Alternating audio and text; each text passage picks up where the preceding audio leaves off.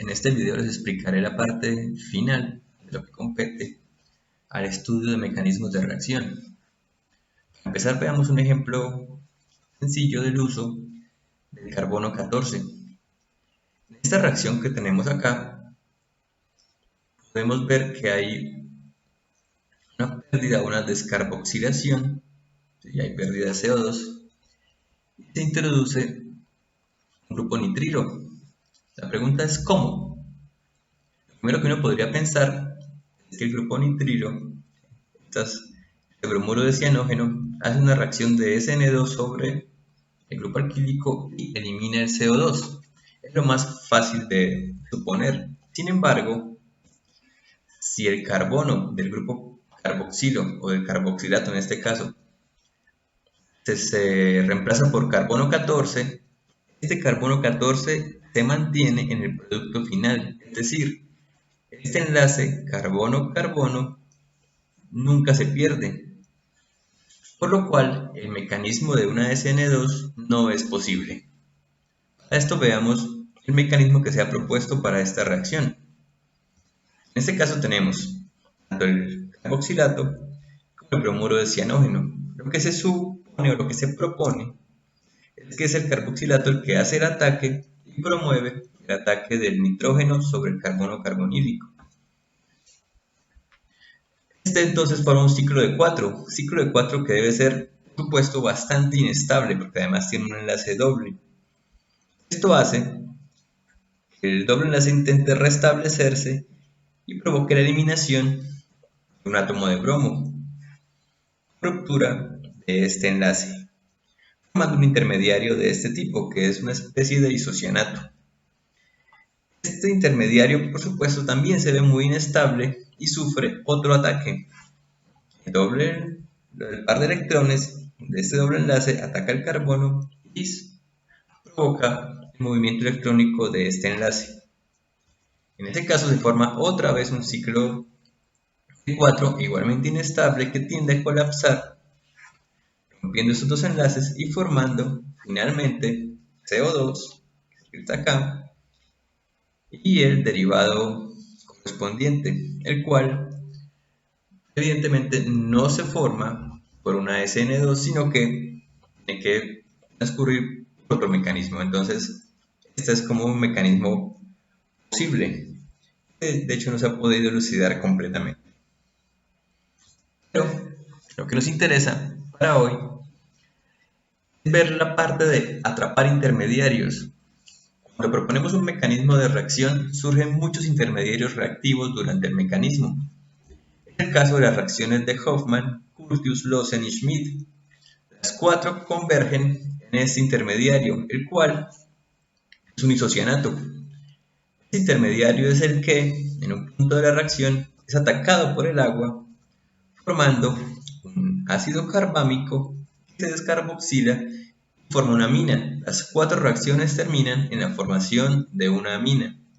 Sin embargo, ¿cómo podemos corroborar que este isocianato realmente existe, que no es otra reacción? Si en lugar de agua ponemos metanol en el medio de reacción, ese también ataca el isocianato. Pero en este caso, en lugar de formar un ácido carbámico, lo que se obtiene es un carbamato que no tiene posibilidad de descarboxilación, por lo cual este producto se puede aislar y caracterizar. La única explicación para que este producto exista es que proviene de la reacción del isocianato con el metanol. Es así, de manera indirecta se puede corroborar la existencia del isocianato.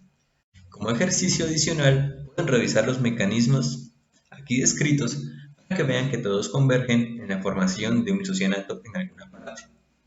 Muy bien, miremos esta reacción, que en realidad corresponde al siguiente corte. Sin embargo, vamos a verla rápidamente para volver a hablar de cómo se atrapan los intermediarios.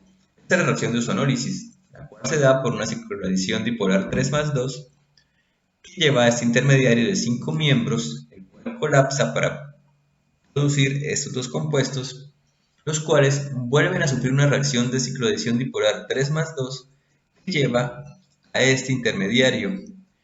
Este forman el medio de reacción y luego se adiciona metilsulfuro con el fin de que se produzcan dos compuestos carbonílicos. Recordemos que a partir de esa reacción forma dos compuestos carbonílicos a partir de un alqueno.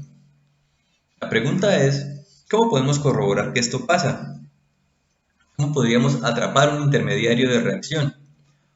Uno de los intermediarios reactivos que aparece acá es este sistema. Este sistema definitivamente debe ser reactivo y quizá pueda atraparse. Entonces veamos qué se ha hecho. Para eso, primero hay que aclarar cómo se hace la reacción. En este caso vamos a ver el ejemplo de la reacción del estireno, pues, de ozonólisis, ¿no? La ozonólisis suele hacerse en diclorometano. Así que si se hace en diclorometano, vamos a obtener benzaldehído y formaldehído. Solo con una pequeña variación, con un pequeño cambio metodológico, se puede cambiar drásticamente la obtención de productos. Por ejemplo, si en lugar de diclorometano damos metanol como disolvente, se obtienen esos cuatro productos. Los últimos corresponden a los productos esperados, pero estos dos productos iniciales son los que nos explican fácilmente. ¿De dónde vienen esos productos? Pues volvamos al intermediario que estábamos analizando. Este intermediario tiene una estructura de resonancia que muestra que es el carbono carbonílico el que puede soportar la carga positiva. Claro, porque aquí el oxígeno tal vez no se sienta cómodo con la carga positiva. Entonces, si tenemos metanol en lugar de diclorometano, el metanol puede hacer un ataque nucleofílico sobre ese carbono. Al hacerlo, como un intermediario de este tipo, el cual pues está en equilibrio con este otro. Si miran en detalle, este alfa hidroxiperoxiéter es el esquema general de estas dos estructuras. Así que, solamente cambiando el disolvente, usando metanol en lugar de diclorometano, se puede atrapar este intermediario de reacción, el cual indirectamente soporta entonces el mecanismo que se ha propuesto para la reacción de ozonólisis. ¿Qué otro caso tenemos? Otro ejemplo de la captura de intermediarios de reacción es la reacción de Rimmer-Timan. En este caso, se parte de cloroformo, el cual reacciona en medio básico para producir este carbanión que pierde un átomo de cloro para formar el diclorocarbeno. Ese diclorocarbeno es atacado por el sistema aromático y después de un proceso de hidratación y deshidratación se obtiene benzaldehído. Pueden revisar esta parte.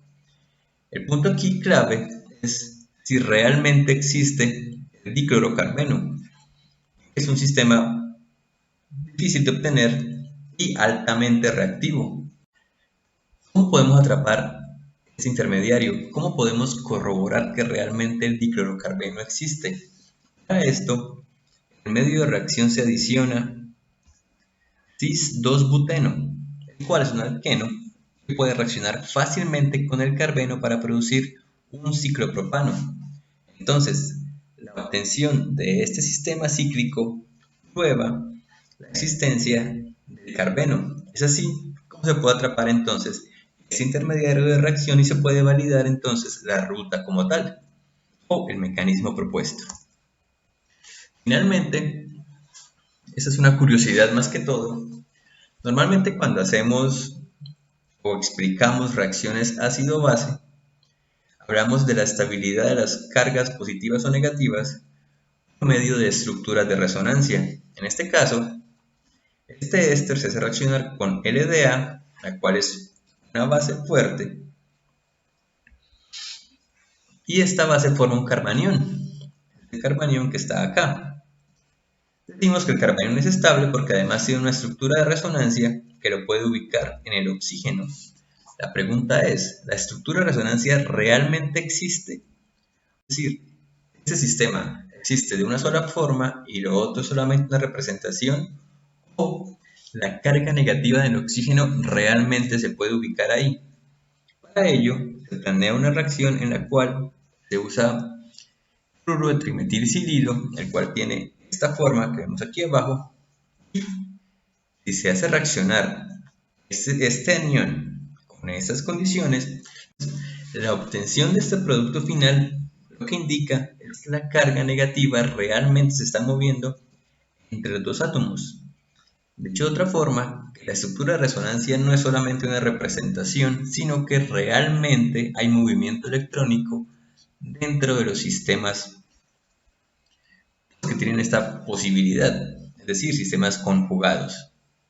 Y bueno, con esto sería todo correspondiente a cómo se atrapan intermediarios. Por supuesto, hay muchos más métodos, hay muchos más ejemplos, pero la clave aquí es que quede presente o que quede muy claro.